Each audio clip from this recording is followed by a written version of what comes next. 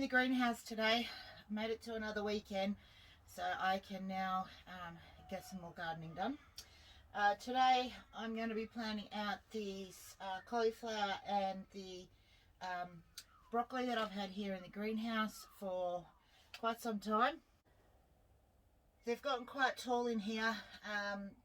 The onions haven't done really well, but I'm going to put out some seeds of that out into the garden. Now these cauliflower and broccoli, they're going to get really quite big. Sorry, I've just noticed that must have a snail in here eating them, so I'll have to find him and get rid of that. But yeah, so these guys have gotten really quite big in here now, and it's definitely time to get them out into the garden. I'm going to actually put them into corn patch because I haven't actually grown anything else in that area, so I'm going to put them down in there and see how they go in that specific spot. I'm just going to give you a quick look at these brassicas that I'm going to be putting out today and how good they're looking. So this is the cauliflower. This is the cauliflower. You can see sort of from my hand that they're getting quite big now. So they're getting a bit big for this tray. Same with the broccoli.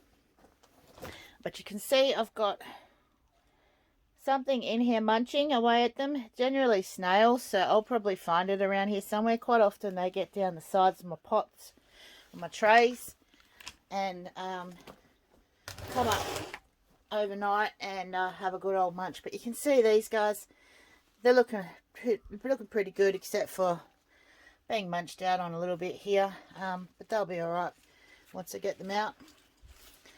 Now I don't know if you guys remember, but there is a volunteer tomato in the cauliflower here, so you can see him at the front there.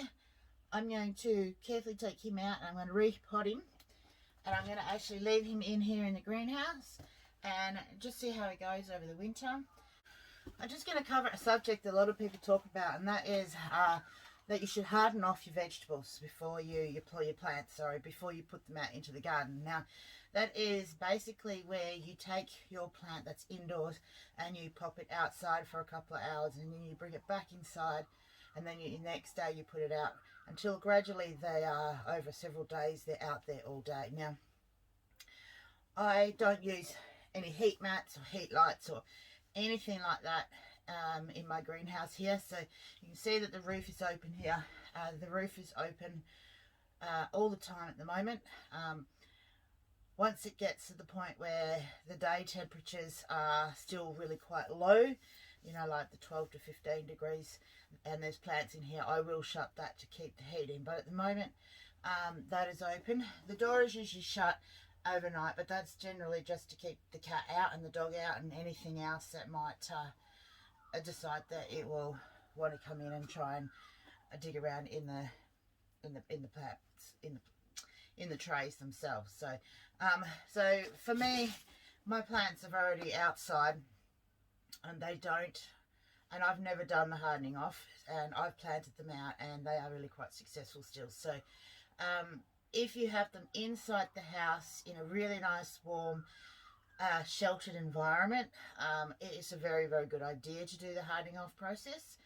If they're out in a greenhouse like this, where they are still exposed to the hot and the cold and all the temperature changes, I don't think that it's as necessary. Now they also say that it's good to do it as well, so they get used to the different types of winds and stuff like that. Well, see, my retic system is overhead retic system, so they are exposed to that movement with the overhead sprinklers. So I think that way I have my greenhouse here set up, they don't need to be hardened off, and I generally don't do it. And I mean, you always lose some plants when you transplant anyway. You know, you accidentally break too much roots off, or you damage some part of it. So there is always that certain percentages of loss anyway when you're transplanting. So, but I've had really good success in just doing it this way without the hardening off. So, but it is, you'll need to make that decision yourself. You know, if they are inside the house, yes, definitely look at hardening them off. getting them used to being outside in the hotter, warmer temperatures, the sun, you know, all that kind of stuff. But if they're in a greenhouse situation like this, I don't see that it's as necessary to do that process. So mine are going straight out in the garden today, and I shouldn't have any problems. Yes, I'll probably lose one or two. That's just how it is, you know. It's the survival of the fittest, basically. So all right, so with that, let's get going, and we'll get some seedlings in. As usual, it's a glorious cool morning. Oh my gosh, really? Is that really where you should be laying? Do you really think that my garden bed is somewhere for you to lay? Is the soil warm? Is the soil warm? Hey, guess what?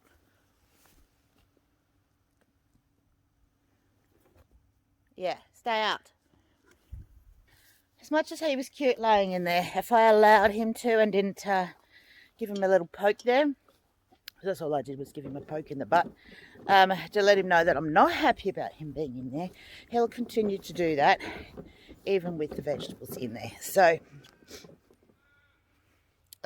it's always a good idea to tell your animals, no, that's not where I want you. So this is corn patch here. You can see there's a little bit of weeding to get done in here today, and we might start from the other end where it's not as weedy and only weed what we need out of this bed today. So go down and get my little handy dandy chair, which is a milk crate. There it is. Tend to sit a lot. It saves my back and my knees, and I'm not exactly old, but I'm not exactly a young spring chicken anymore. There it is. It's a-coming. It's a-coming. I think he needs a new hay round. You need more hay round? You need a new hay round? Hey? That one all got all yucky. Well, if you didn't spread them out, it wouldn't get all yucky. You've been playing with my sticks again. Hey, Fatty Pumbaa. There are no more tomatoes left. No more tomatoes. No, there's not.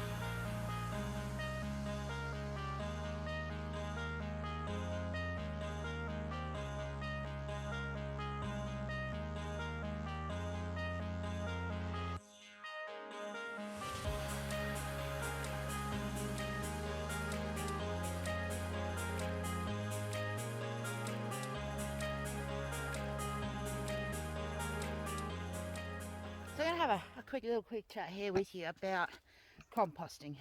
It is a big thing that a lot of people talk about, and as I was reading there, you may have noticed some stuff was going into the cart and some stuff was going on the ground. Now, there's a reason for that.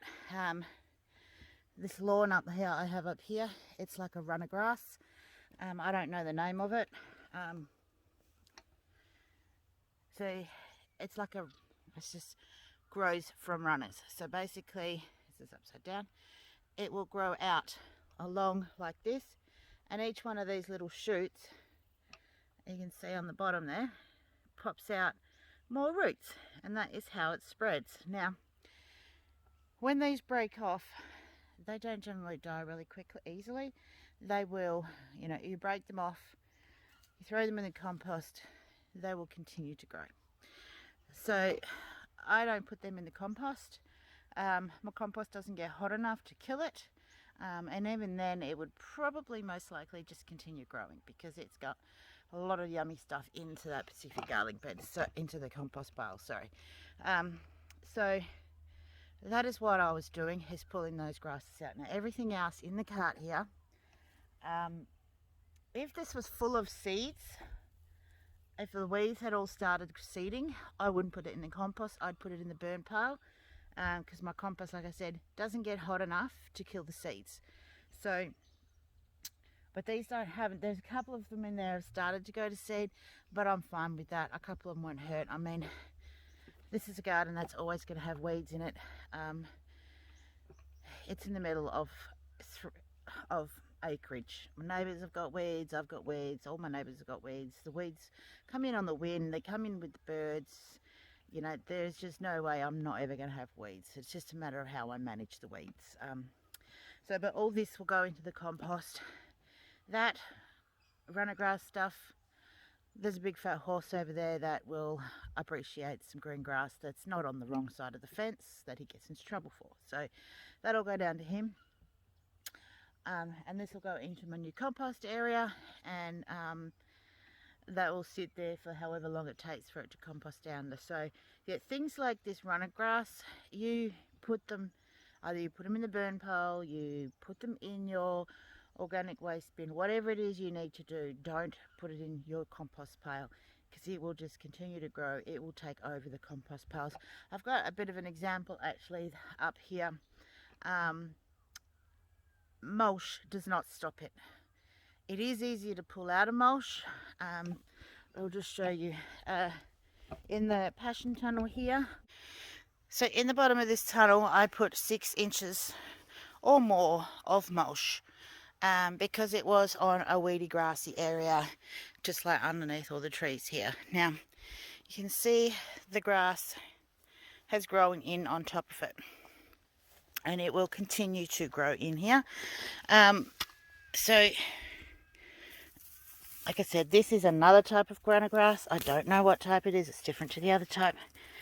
It is going to spread. So you can see that it's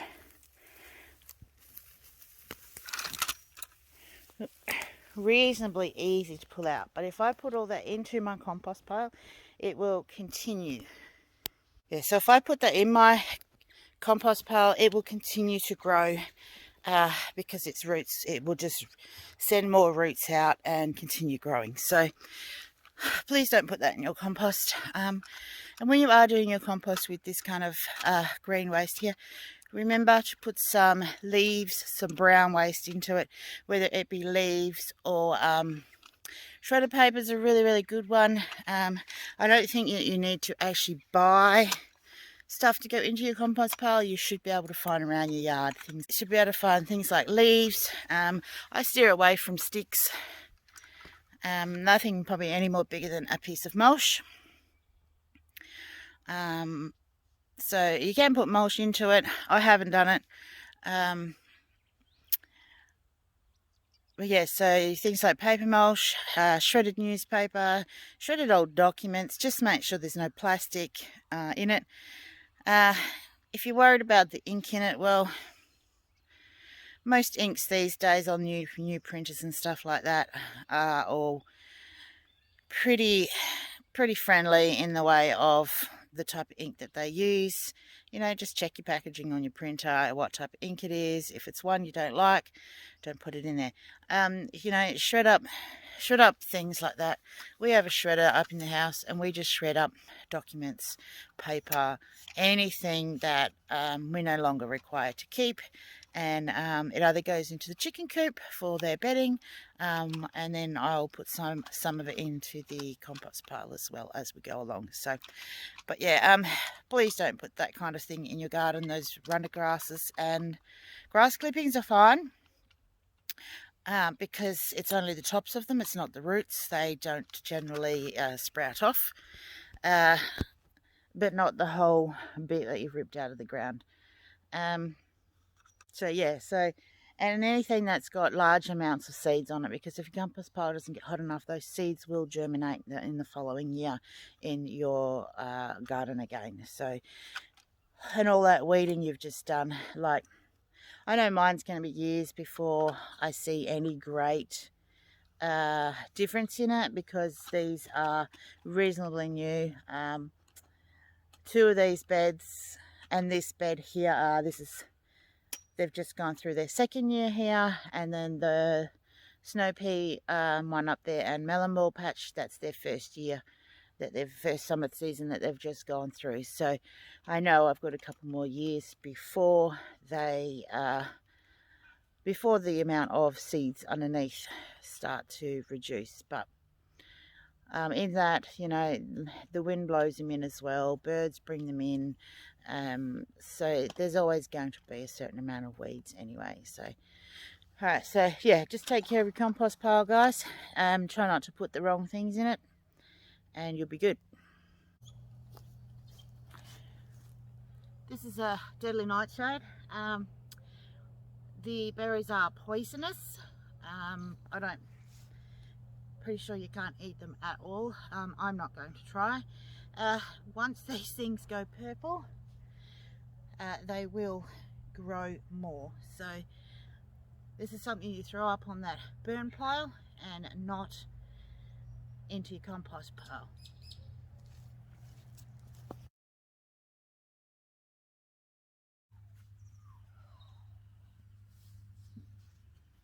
Right, I haven't weeded all of the garden, all the garden bed yet, but I've weeded probably enough hopefully to get these in, because I want to get them in. So I'm just going to show you how I'm going to do this. So these are the broccoli.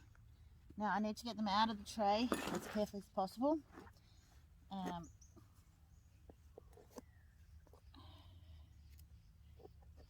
So I'm just going to use my little spade and kind of pry them up. So there is a lot of roots in here because they've been in here for too long. And just see what we can get out. The first lot is always the hardest to get out. So you can see these guys are really quite long and tall and twisty. So just pull them apart just a little bit more and get one out.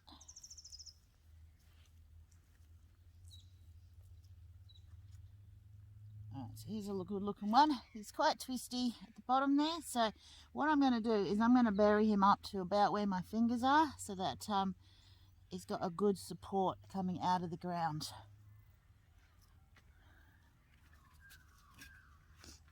So the mulch is quite thick in here. I'm just going to pull it back.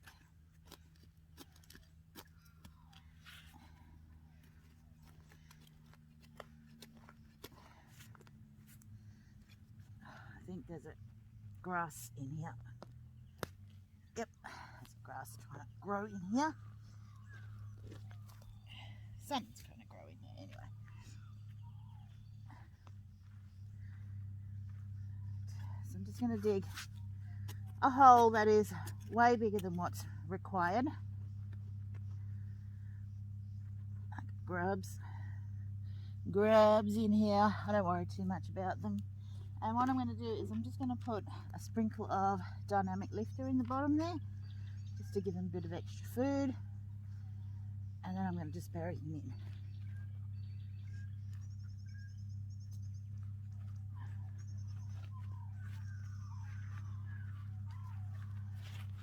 in. There we go.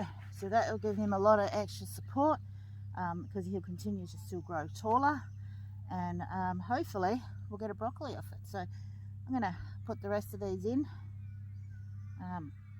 and once I've done that, I'll give him a water, and hopefully we'll have a good crop of broccoli come out of it.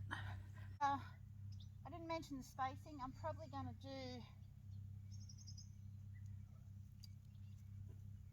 probably about 1.5 to 2 foot between them, because they do get quite big, and the more room they have, the better hopefully we'll get. Now I've got some little straggly ones, so I'm just going to put them aside and see if I'm going to plant them in yet or not, or whether I've got enough the better looking ones to get. Probably I'm hoping for about 20.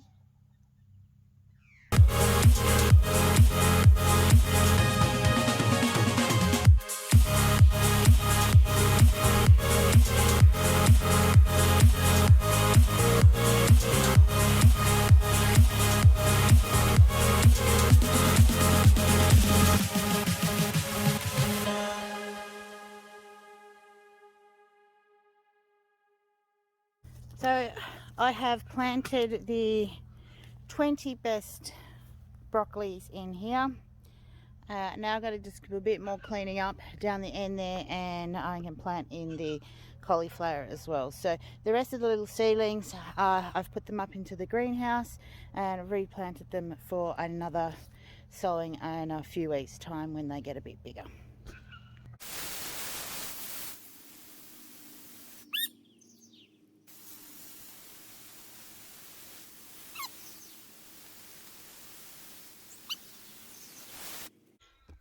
So I've finished planting the broccoli and cauliflowers in here. I've got 15 cauliflower. So down this side here there's 15 cauliflowers, and then this side here there's 20 broccolis that I've planted in there today. So that should hopefully be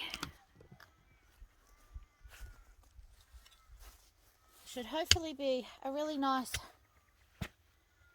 crop of cauliflower and broccoli in that garden bed. So I don't know, this garden bed's probably 3 or so meters long by 2 meters wide. So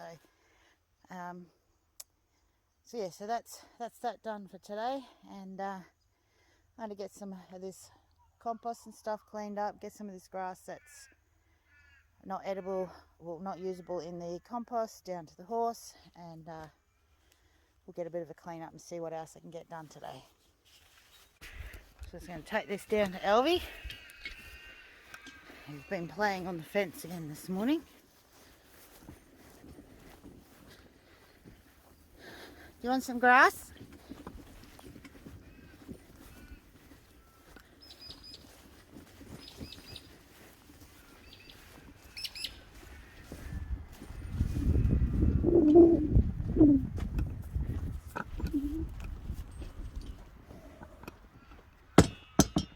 Do you want some of this? Let's see if he wants it before we throw it in here.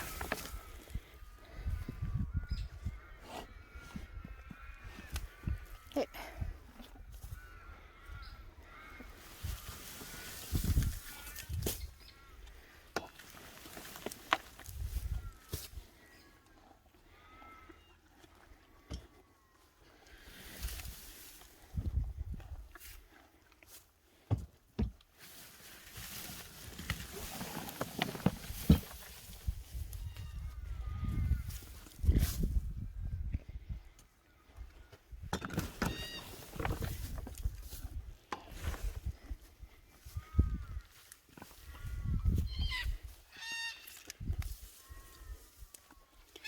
A little bit harder for you to eat when it's not attached to the ground, isn't it? But he'll eat it. He'll eat it. Because as you can see, he's not underweight whatsoever. Hey? Alright guys, that's about all I've got time for today. I got to head down the hill and go and do some shopping.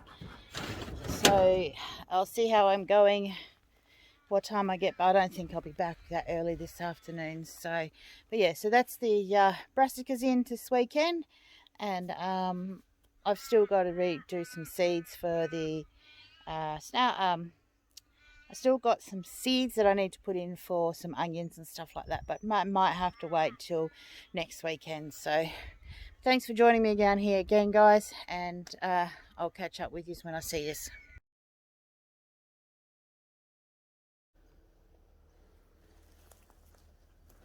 So that rain has done my cauliflower and broccoli a lot of good. They are getting almost doubling in size of what they were when I planted them in here probably about a week or so ago now. They are looking awesome, absolutely awesome. Looks like there might be some snail damage in some of these, so I'm gonna have to. So the snails or some sort of slug on this one. It's an awful lot of damage for snails, and not being able to see any snails. What is that? I know it was a tiny little bug. I kind of accidentally squashed it. Generally the snails don't come across the mulch very often, so I don't know that it is snails. We might have to do a bit of a night time. This one's the same.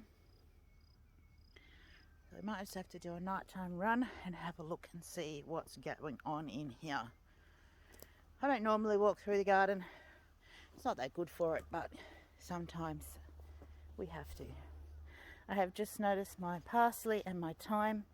So this one's a parsley, this one's a thyme, are doing awesome.